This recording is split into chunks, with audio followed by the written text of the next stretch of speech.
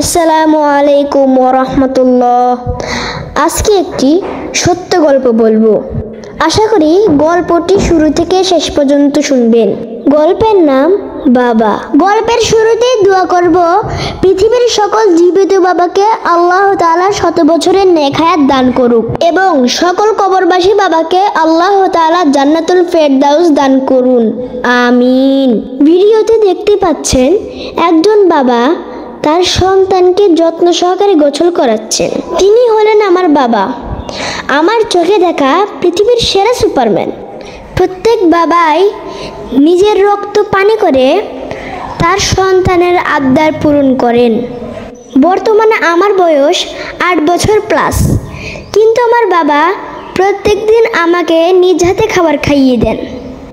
একদিন যদি কোনো কারণে খাবার খাইয়ে দেওয়া মিস্টেক হয়, মনে হয় আমার পেটে ক্ষুধা থেকেই গেল। তাছাড়া আমার বাবা প্রত্যেক দিন আমাকে গোসল করিয়ে দেন। আমার বাবা আমার কাছে একজন শিক্ষক। আমার বাবা অফিসের কাজকর্ম শেষে রাতে যখন বাসায় ফিরেন তখন আমাকে পড়ালেখা করান। পবিত্র কোরআনে যত ছোট ছোট সূরা আছে, ছোট থেকে এ পর্যন্ত সব আমার বাবাই শিখিয়েছেন আমাকে। পাশাপাশি বাংলা, ইংরেজি ও অঙ্ক শেখান। আমার বাবা আমার কাছে একজন ডক্টর। অসুস্থ হলেই সঙ্গে সঙ্গে আমার বাবা ওষুধ এনে দেন এবং সারা রাত না ঘুমিয়ে আমার পাশে বসে সেবা যত্ন করেন। আমাদের বাসায় যখন চার্জার ফ্যান ছিল না, একদিন রাত 3টার সময় কারেন্ট যাওয়ায় আমি ঘুম ভেঙে দেখলাম আমার বাবা অন্ধকারে হাত পাখা না পেয়ে চাল ঝাড়ার কুলো দিয়ে বাতাস দিচ্ছেন। শুধু একদিন নয়, রাতে কারেন্ট চলে গেলেই বাবা না ঘুমিয়ে বাতাস দেন।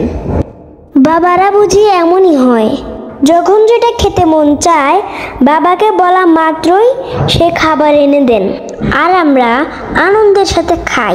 বাবার স্টোরি বলে কখনো শেষ করা যাবে না।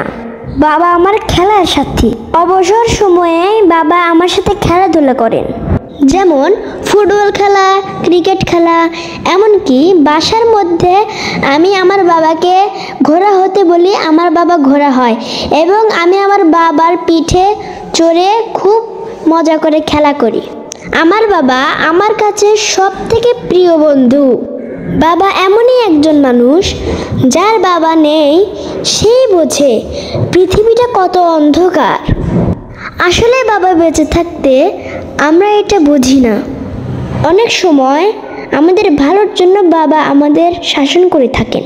বাবার শাসন ও দোয়া ছাড়া জীবনে কেউ সফলতা অর্জন করতে পারে না। সন্তানদের প্রতি বাবার দোয়া আল্লাহ তাআলার দরবারে কবুল হয়। আসুন নিজের বাবাকে ভালোবাসি এবং অন্যের বাবার প্রতি শ্রদ্ধাশীল হই। সত্য ঘটনা নিয়ে আমি যে গল্পটি বললাম, মনে হয়েছে গল্পটি হয়েছেও খুব বেশ।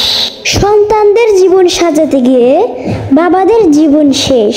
বাবাকে কখনো অবজ্ঞা করো না। বাবা যতই গরিব হোক, বাবার মতো শক্ত হাত এই পৃথিবীতে কারো নেই। বাবা হচ্ছে মোমবাতির মতন, নিজে জ্বলে পড়ে নিঃশেষ হয়ে যায়, কিন্তু সন্তানদের ভবিষ্যৎ আলোকিত করে। প্রত্যেক বাবাই তার সন্তানের বেঁচে থাকার কারণ। পরিশেষে এটাই বলবো, আই লাভ ইউ বাবা। পৃথিবীর সকল বাবা ভালো থাকুক। আমার গল্পটি কেমন লাগলো অবশ্যই কমেন্টে জানাবেন। এটি আমার নিজের লেখা গল্প। আপনারা আমার জন্য দোয়া করবেন। আসসালামু আলাইকুম ওয়া রাহমাতুল্লাহ।